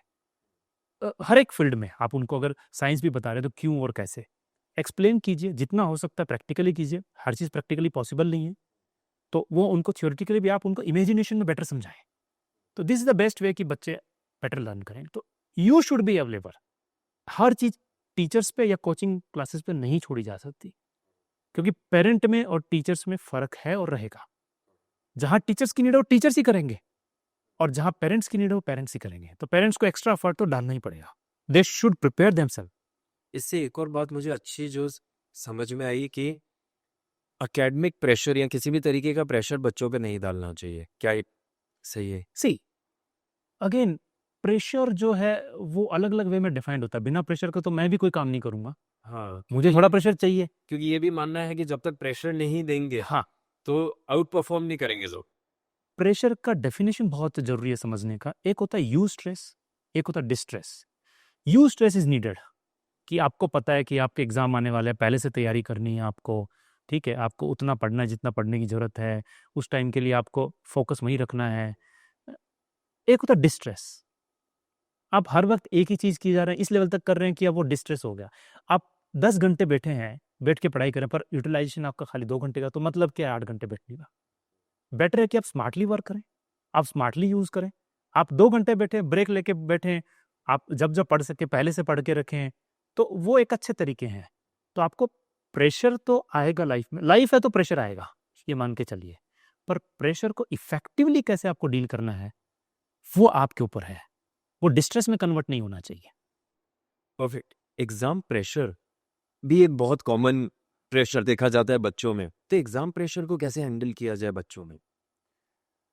अभी एग्जाम फेस्टिवल है, मैं इसको फेस्टिवल कहता हूँ, क्योंकि मुझे लगता है कि बच्चों को एंजॉय करना चाहिए, अच्छा। है ना, रेदर देन कि वो डिस्ट्रेस्ड हो रहे हैं।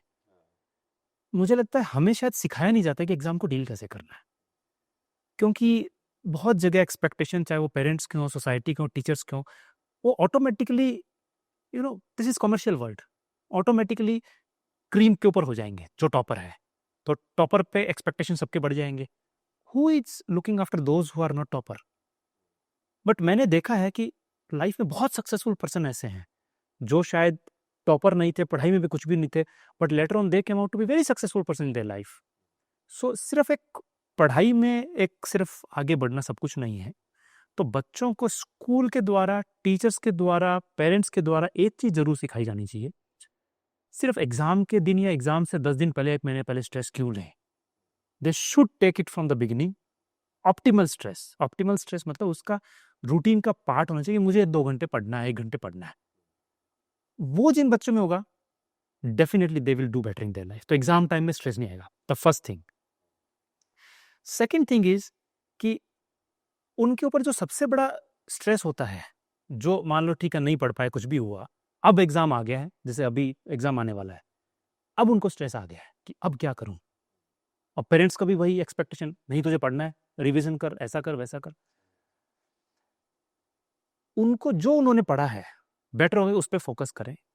उनको रिजल्ट के प्रति ज्यादा डर होना नहीं चाहिए, काम के प्रति उनकी जिम्मेदारी होनी चाहिए, यानी कर्मा कर, फल की बहुत ज्यादा चिंता करने की उनको जरूरत नहीं है। क्योंकि जो स्ट्रेस होता है, अगर आप एग्जाम स्ट्रेस की बात कर रहे हो तो उसके डीप में आप जाओगे तो स्ट्रेस एक्चुअली जो है वो है performance anxiety. True. They have the anxiety, if I will not be able to perform, I will not be able to properly give this exam, and if I will not be able to score, so that is a performance anxiety. And this is a proven fact. और जो मैं clinic में अक्सर देखता हूँ कि एक बार बच्चों में अगर परफॉर्मेंस एंजाइटी आने लग गई है, कि जैसे बच्चों में 10th में भी आई, 11th में भी आई, 12th में भी आई, they have very high chances they will have performance anxiety in their life. अब यहाँ तो एग्जाम की है, फ्यूचर में किसकी आएगी? जॉब की। If I will not be able to perform, relationship में if I will not be able to perform. So हर जगह परफॉर्मेंस एंजाइटी कहीं ना कहीं लाइफ लॉन्ग एंजाइटी में कन्वर्ट होने के चांसेस रहेंगे। सो उनको स्ट्रेस को अप्रोप्रिएटली डील पहले से डील कराना चाहिए, प्रॉपर लाइफस्टाइल में उनको उनके रूटीन में पढ़ाई का एक सिस्टम होना चाहिए, और उनको बाद में सिर्फ अपने काम पे ध्यान देना है, ये नहीं कि मुझे टॉप करना है। और सोसाइटी को भी ये समझना चाहिए कि उनसे उतने एक्सपेक्टेशन मत रखो। एक्सपेक्टेशन जरूरी है, एक लिमिटेड। हर चीज का अति हर चीज की बुरी है, और बहुत कमी भी बुरी है। एक सिस्टम में एक डिफाइनेबल उसमें जाना चाहिए। तो वही बच्चों के साथ एग्जाम के साथ उनके लिए जरूरी है कि उनको ऑप्टिमल लेवल पढ़ाई जरूरी है। बिल्कुल सही बात है। और साथ ही साथ पेरेंट्स ध्यान रखें कि उन पे परफॉर्मेंस प्रेशर ना बने। और एग्जाम टाइम में मैं नहीं एडवाइस करता हूँ कि सब कुछ छोड़ देना चाहिए। उनकी एक्स्ट्रा करिकुलर एक्टिविटीज कम की जा सकती हैं, थोड़ा रहना चाहिए। जैसे कि रूटीन में उनको अगर एक्सरसाइज करनी है, उनको थोड़ा बहुत खेलना है, वो जरूरी है। इनफैक्ट वो एग्जाम स्ट्रेस को डील करने में हेल्प करेगा। हेल्प करे। अच्छा, तो ये बहुत जरूरी है कि उनके रेगुलर उनका डे रूटीन बना रहना चाहिए, उनका रूटीन बना रहना चाहिए, सोने का, खाने का, पीने का। नहीं तो एग्जाम में क्या होता है, कई बार वो पानी नहीं पीते। कई बार ये भी देखने को मिलता है कि फ्यूचर में उनको पानी ना पीने से, पानी की कमी होगी, उसकी वजह से प्रॉब्लम्स आने लग गई, डिहाइड्रेशन की वजह से। तो उनका जो रूटीन है वो बना रहना चाहिए, खाना भी अप्रोप्रिएट, पानी भी अप्रोप्रिएट, उनका जो एक्सरसाइज है, थोड़ा बहुत जो लीजर टाइम है, सब होना चाहिए। और एग्जाम को भी प्रायोरिटी देनी है। तो एक बैलेंस्ड चाहिए, जैसे हम कहते हैं बैलेंस डाइट, वैसे ही बैलेंस लाइफस्टाइल। बैलेंस लाइफस्टाइल होना बहुत जरूरी। परफेक्ट। आज के मेरे आखिरी 2 सवाल है, और बहुत इंपॉर्टेंट सवाल है। कौन सी एज से बच्चों को अल्कोहल, स्मोकिंग, सेक्स एजुकेशन देनी चाहिए? गर्भ में जब बच्चा है तभी से मदर्स को उसको सिखाना चाहिए, अच्छी अच्छी बातें करनी चाहिए, और एक पॉजिटिव एनवायरनमेंट गर्भ से ही देना चाहिए। तो बच्चा वहां से सुनता है, क्योंकि कान पहले ही डेवलप हो जाता है और बच्चा सुनता है। ये बहुत से पेरेंट इसमें बिलीव नहीं करते, and it is proven fact, बच्चा सुनता है। हाँ, ये बात अलग है कि जैसे जैसे बच्चा बढ़ता है तो उसको एक एज अप्रोप्रिएट टर्मिनोलॉजीज उनको यूज करनी चाहिए, एज अप्रोप्रिएट एग्जाम्पल्स यूज करने चाहिए। जैसे छोटे बच्चे होते हैं, वो बच्चे 2 साल के, 3 साल के, ये कॉमन है कि वो अपने जेनेटिक्स को टच करते हैं, and that is a nature, curiosity उनकी। बहुत बार देखने को मिलता है कि पेरेंट्स उनको मार रहे हैं उस चीज के लिए। अच्छा। They should explain it, you want to know it, they can teach that what it is used for. Definitely at that point of time it is not used for sex, Obviously. वो बाद में आएगा। as they are growing, उनको age appropriate bad touch, good touch, कि actual में bad touch आप किसको कहोगे? बैड टच उसको कहोगे जो आपको अनकंफर्टेबल लग रहा है। It's not only touching the sexual part.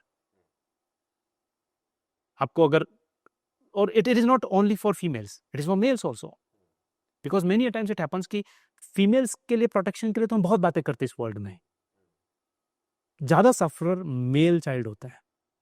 अच्छा। उनको सेक्सुअली एक्सप्लॉइट किया जाता है। अच्छा। तो उनको पता होना चाहिए कि हु इज टचिंग बैड और गुड। तो उनको ये सिखाना जरूरी है कि ये बॉडी आपकी है, कौन कौन इनको टच कर सकता है, कैसे कैसे। जैसे पेरेंट्स टच करेंगे तो दे आर केयरिंग, उनको नहलाना धुलाना, या फिर उनको लव के रूप में टच करेंगे, फॉरहेड पे, स्किन पे किसेस करेंगे। कौन कौन फैमिली मेम्बर्स कितना कितना टच कर सकते हैं, डॉक्टर का टच कैसा है। सो उनको हर चीज़ का टच बताना जरूरी है, रेदर देन कि सिर्फ एक पार्ट पे ये बैड टच है। नहीं, उनकी बॉडी पूरी उनकी है, उनकी इच्छा के अगेंस्ट में कोई उनको टच नहीं कर सकता है। तो बॉडी में कहीं भी अगर उनकी इच्छा के विरुद्ध हो रहा है तो बैड टच हो सकता है। कौन सी एज से बच्चे ये समझना चालू कर देंगे कि ये जो भी चीज़ हम बता रहे हैं गुड टच बैड टच के लिए, कौन सी अप्रोप्रिएट एज है कि बच्चे वो समझ सकते हैं? मुझे लगता है जब बच्चे ये समझने लग जाते हैं, वैसे तो मैंने कहा अगेन आपको गर्व से समझने लग जाते हैं, पर फिर भी बच्चे जब ये समझने लग जाते हैं कि उनको आप अच्छा खाना बुरा खाना सब बता रहे हो आप, है ना, जब आपसे वो बात करने लग जाते हैं, 2-3 साल का बच्चा भी बात करने लग जाता है आपके साथ, जब उनमें लैंग्वेज आने लग जाती है, यू स्टार्ट टेलिंग इट। हाँ, आपको कितना देना है, कब देना है, वो डिफाइन करना है। अब छोटा बच्चा है, 2 साल का बच्चा है, उसको तो घर परिवार वाले सभी आके प्यार करेंगे, हग करेंगे। उस टाइम पे अगर उसके साथ कोई एक्सप्लॉइटेशन हो रहा है, तो वो एक्सप्लॉइटेशन उसको, उसकी गलती नहीं है वो बच्चे की। उस टाइम पे वो नहीं हैंडल कर सकता उसको। हाँ, 6 साल का 7 साल का बच्चा वो हैंडल कर सकता है, वो बोलेगा, रोकेगा, एक्सप्लेन करेगा फैमिली को। छोटा बच्चा जिसको लैंग्वेज नहीं, वो कैसे एक्सप्लेन करेगा? तो जब बच्चा समझने लग गया, आपको लगने लग गया, तो उतना उतना एज अप्रोप्रिएट आप नॉलेज देने लग गए। तो एज कोई डिफाइनेबल नहीं है, पर मान के चलिए 2-3 साल के बाद आप देना चालू कर सकते हैं। परफेक्ट। एक्चुअली मेरा आखिरी क्वेश्चन यही था कि गुड टच बैड टच की का ज्ञान कैसे दे सकते हैं बच्चों को? इनफैक्ट एडिक्शन में भी जो आप कह रहे हैं, एडिक्शन में भी ऐसा है कि आप जितना अच्छे तरीके से उनसे बोलना चालू करेंगे, वही एज वही सेम रहेगी। Start from womb, but as early as you start. ठीक है कि हाँ, why people does smoking, because see बच्चे देख लेते हैं। बच्चे जैसे बड़े होंगे 3 साल 4 साल के, तो देखेंगे कि सोसाइटी में जाएंगे तो कोई स्मोक कर रहा है। सही बात। तो सी बच्चों की एक खास बात है, दे हैव द क्यूरियोसिटी। वो क्यूरियोसिटी को एड्रेस करना चाहिए, वो क्यूरियोसिटी को खोना नहीं है।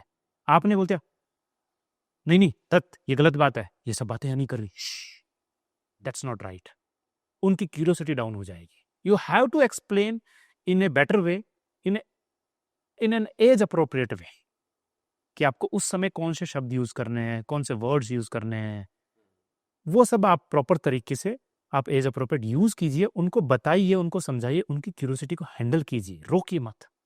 जितना वो सुनेंगे और सही से सुनेंगे, आई अश्योर यू बच्चे बेटर परफॉर्म करेंगे। They learn, they are very good learner, but उनकी लर्निंग कहाँ से हो रही है उस पर डिपेंड करता है कि डिपेंड करता। वो किस डायरेक्शन में जाएंगे। Perfect. Thank you so much doctor Sharma, आपका कीमती समय देने के लिए आज हैं। Thank you Kashish, I am so much impressed from your initiative, because आपका इनिशिएटिव वाकई में एक सोशल इनिशिएटिव है, और ये आज की जनरेशन के पेरेंट्स के लिए और होने वाले पेरेंट्स के लिए एक लर्नेबल पार्ट है, लर्नेबल पॉइंट है, जो उनको जानना जरूरी है। दे एक्सेप्ट और don't accept, that's their choice, but facts can not be changed. Facts can. Thank you Kashish. Perfect. Thank you हमारे शो तक देखने के लिए। अगर आपको हमारा एपिसोड पसंद आया तो अपने फ्रेंड्स और फैमिली में जिन्हें ये कंटेंट हेल्पफुल हो सकता है उनसे ज़रूर शेयर कीजिएगा। और अगर अभी भी आपने हमारा चैनल सब्सक्राइब नहीं किया है तो प्लीज़ कर लीजिए, क्योंकि हम ये कंटेंट आप तक पहुंचाना चाहते हैं। Thank you.